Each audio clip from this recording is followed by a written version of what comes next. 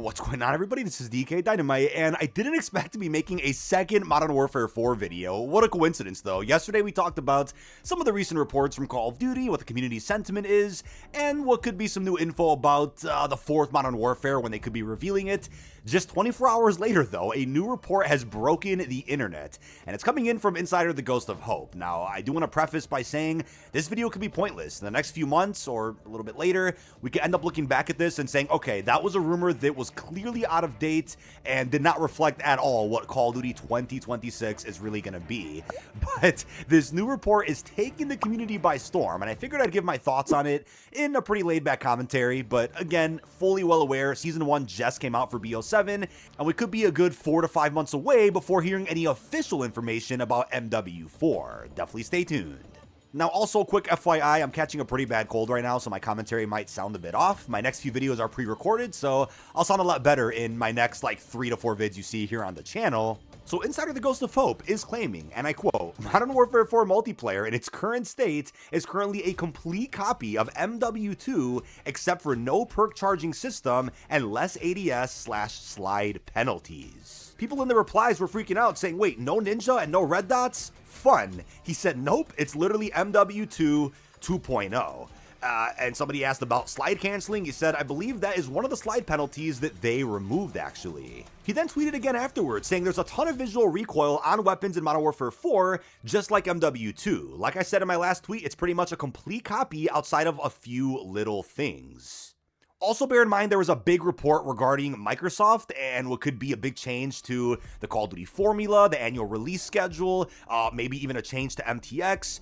That relates a bit more to BO7, what could be budget cuts. I actually already recorded a video about that since Charlie Intel had followed up by saying that those reports were false. So bear in mind, insiders like Hope have gotten things correct in the past. I'd say when it comes to zombies specifically, he's gotten quite a bit wrong, and who knows if he's being fed bad info. But this report coming in from him could also be completely out of date, completely false, or maybe we'll end up seeing this corroborated in the next few weeks, if not sooner, by other outlets and leakers out there. So while taking this with a grain of salt, what are we thinking here, right? When it comes to Modern Warfare 4 multiplayer, something that I also brought up in my previous MW4 video is that, truthfully, I think to be successful with the next game, just build off of MW3, because MW3 performed, I'd say, a lot better than BO7 as far as sales go, probably even engagement, but BO7's still in its infancy, and I'm curious to see in the coming seasons how Black Ops 7 hopefully maintains a strong player base based on good DLC, good progression, seasonal events, maybe even crossovers, just good content overall. So this isn't a case where MW4 is coming out directly after MW3, Black Ops 6 did, and now we have BO7. So there's really no reason why, after all this time, and what is likely to be the longest development cycle for a Call of Duty game, that's 4 years now. By the way, I still find it funny that people say that BO6 got a full 4 years, although it's fair to say that because Cold War did come out in 2020. I mean, the writing's on the table. It's very obvious Treyarch had a lot of other things to juggle. Regardless of what you think of that, BO6 definitely didn't get 4 years, especially if the same lead studio had to do back-to-back games.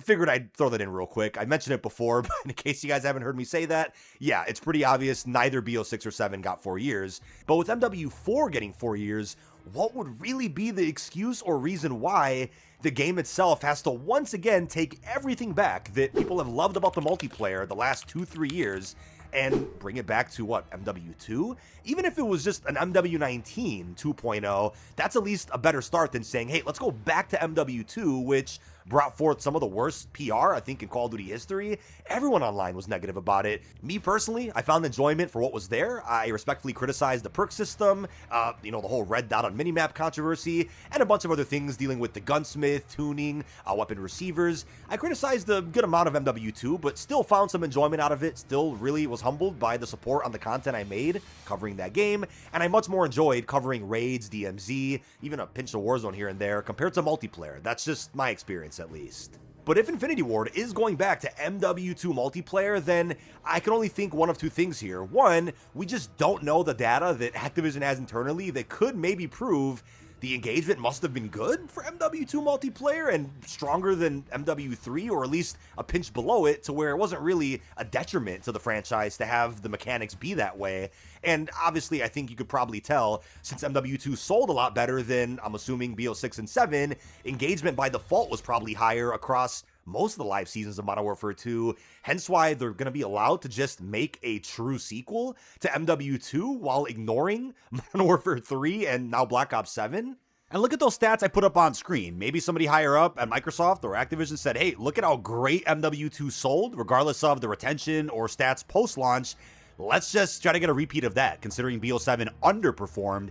And you know what? Maybe Infinity Ward was working on MW4 multiplayer, and has been for a while, and just use MW2 as a foundation, but are going to change it later.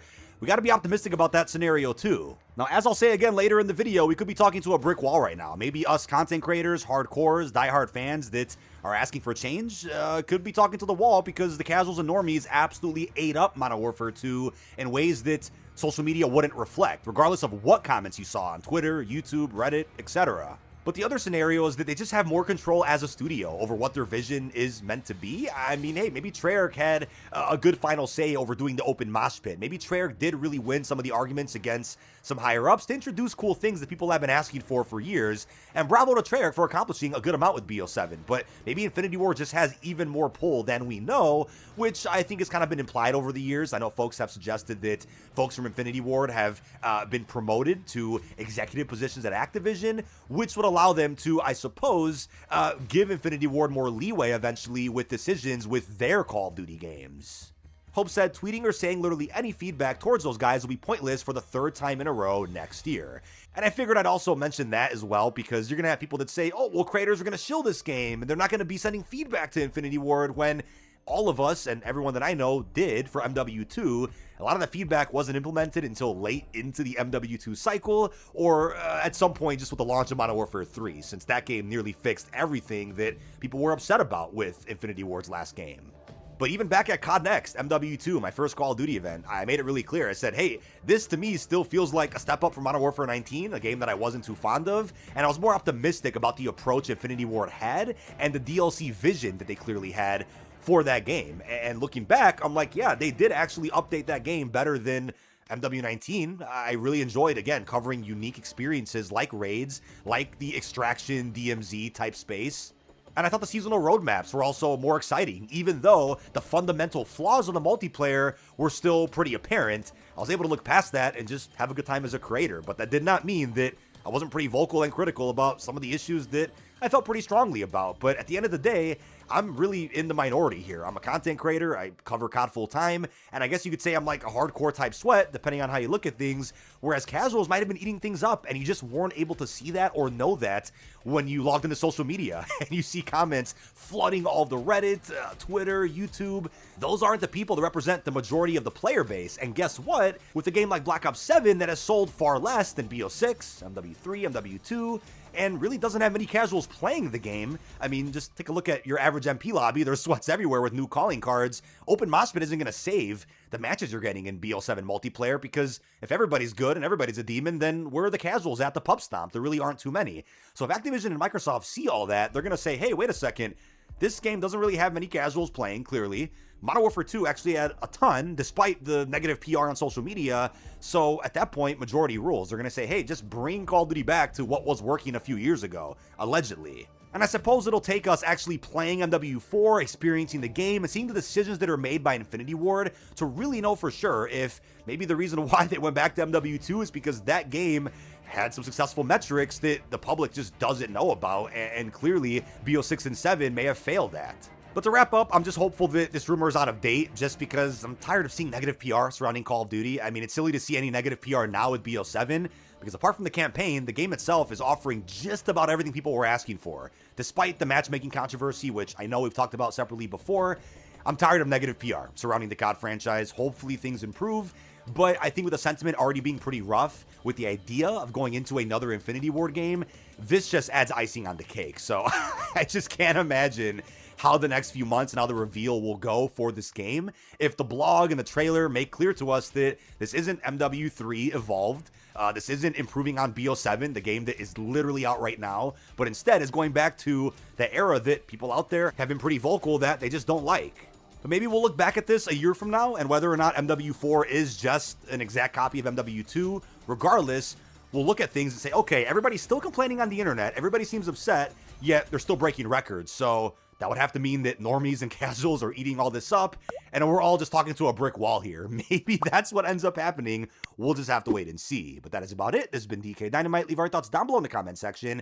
What are your thoughts on this brand new rumor from insider The Ghost of Hope, which may or may not be true? Take it with a grain of salt, that MW4 is taking us right back to 2022. Leave our thoughts down below. I really hope you've enjoyed, and peace out, everybody.